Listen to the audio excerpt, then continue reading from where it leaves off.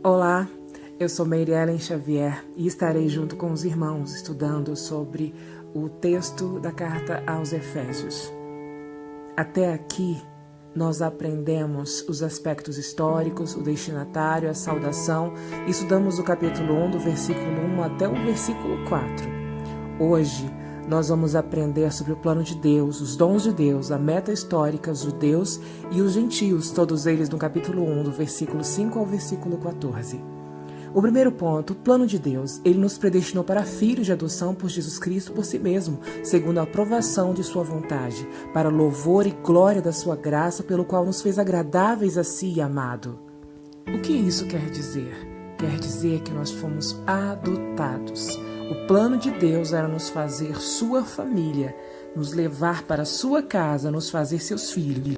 Como podem ver na imagem ao fundo, uma criança está recebendo a notícia que vai ser adotada. Então podem ver a reação dela ao descobrir isso, os seus pais adotivos, de receber o amor deles. Quando esse texto foi escrito em Efésios, naquela época no Império Romano, os pais tinham poder absoluto sobre os filhos.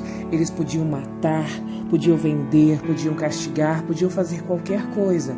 Então, quando a expressão é utilizada da adoção, é algo muito extraordinário, porque a pessoa naquele momento, ela deixa tudo para trás, toda a história antiga, e ela passa a ter uma nova história. Então, quando Paulo nos ensina sobre adoção e fala isso para nós, nossa história antiga fica para trás e a partir daquele momento começamos a fazer parte da família de Deus com uma nova identidade, com legitimidade, com possibilidades e com a participação de sua herança. Por isso que somos chamados como sacerdotes e como os príncipes e reis nesta terra, porque somos da família de Deus. É o pertencimento. Quando chegou o tempo certo, ele enviou seu filho nascido de mãe humana para comprar a liberdade para todos nós que éramos escravos da lei, para que pudéssemos ser adotados como sua própria família, porque somos seus filhos. Através do Espírito clamamos, Abba, Pai. Assim, não somos mais escravos, mas somos verdadeiros filhos de Deus. Continuando no capítulo 1, do verso 7 ao verso 8, os dons de Deus. Ele nos redimiu por meio do seu sangue, perdoando os nossos pecados de acordo com sua graça. Ele derramou generosamente sobre nós a sabedoria e entendimento. Nesses versículos encontramos 3 dons de Deus. Primeiro, a redenção. Segundo, o perdão. Terceiro, a inteligência e sabedoria. Sobre a redenção, como o nome já diz, é resgatar. É a ideia de ver um soldado exilado, preso em outro lugar. É a ideia de imaginar o povo de Israel cativo no Egito e Deus trazendo a libertação daquela escravidão. A mesma coisa aconteceu conosco. É algo que nós não poderíamos fazer sozinhos e Ele enviou o Filho dele para nos resgatar. O ponto 2 fala sobre a retirada das nossas ofensas, o perdão. Jesus se deu, ele que não tinha pecado, se deu em favor de nós para que tivéssemos livre acesso a Deus, para que fosse retirada toda a dívida, para que fosse cancelado aquilo que era contra nós, que é o nosso próprio pecado. No ponto 3, sabedoria e inteligência. No grego significa Sofia e Phronesis. Sofia é uma mente que pensa, que tem conhecimento de coisas preciosas. Phronesis, conhecimento de coisas humanas, planejamento, capacidade de resolver problemas práticos da vida.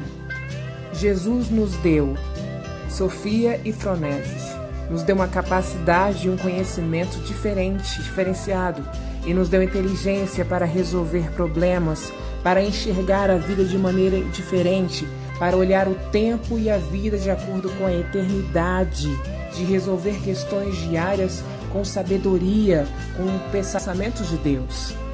No verso 9 e 10, ele fala sobre a meta da história, a meta dele. Deus revelou sua razão secreta para enviar a Cristo, um plano em misericórdia. Ele traçou há muito tempo o plano de salvação. E no verso 10, este era o seu propósito na plenitude dos tempos. Ele reunirá tudo o que existe no céu e na terra debaixo da autoridade de Cristo. Alguém pode dizer qual é o mistério revelado? Era algo que estava em segredo e é exposto a todos. A partir deste texto, Paulo começa a revelar o mistério do plano de Deus. O mistério do plano de Deus não é que ele iria salvar apenas um povo. Naquele momento existiam os judeus e os outros que são gentios. E Deus mostra que na plenitude do tempo, quando ele chegou, o cenário estava tudo preparado. Tinha os gregos, os romanos, os bárbaros, todos foram alcançados pela mensagem da salvação. Não mais existia separação, não mais existiria só um povo, mas todos seriam chamados como povo de Deus. Quero te convidar a fazer uma pausa, refletir, marcar, fazer as anotações e pensar em tudo que o Senhor está te ensinando através desse estudo à carta de Efésios. Vamos dar a continuidade ao estudo, Judeus e Gentios, que está registrado no capítulo 1, do verso 11 ao verso 14. Fomos escolhidos, predestinados como parte do plano soberano de Deus, que faz tudo conforme a sua vontade. Verso 12. O propósito de Deus nisto era que louvássemos a Deus e dessemos glória a Ele por ter feito essas coisas poderosas por nós, que fomos os primeiros a confiar em Cristo. Verso 13. E por causa daquilo que Cristo fez também, todos os que ouviram o Evangelho e creram em Cristo foram marcados pelo Espírito Santo como pertencentes a Cristo. É o pertencimento. Os indivíduos são colocados todos iguais dentro de um grupo, dentro de uma coletividade. São valores expressos igualmente a todos. É alguém que se sente parte, que é incluído, que é igual a todos. Uma comunidade onde todos seriam iguais. E qual era o plano de Deus? O plano de Deus era que vou salvar todos e fazer os meus filhos. Historicamente, sabemos que os judeus estão aguardando o Messias. Herdamos deles a fé e a religião. Somos conhecedores também que herdamos dos gregos o pensamento e a inteligência e dos romanos a administração. Vejam que todo o cenário estava pronto para a chegada do Salvador. Não para um povo, mas para todos os povos. Para os judeus, para os brasileiros. Ele também veio para os gregos. E também veio para os bárbaros. Ele veio para todos os povos da terra. E no verso 14 está registrado: sua presença em nosso íntimo é garantia de que Deus nos dará tudo o que prometeu. É o sinal do Espírito em nós. Significa que Deus já comprou e que Ele garante levar-nos para si mesmo. Esta é a maior razão para louvarmos. Que Deus nos abençoe.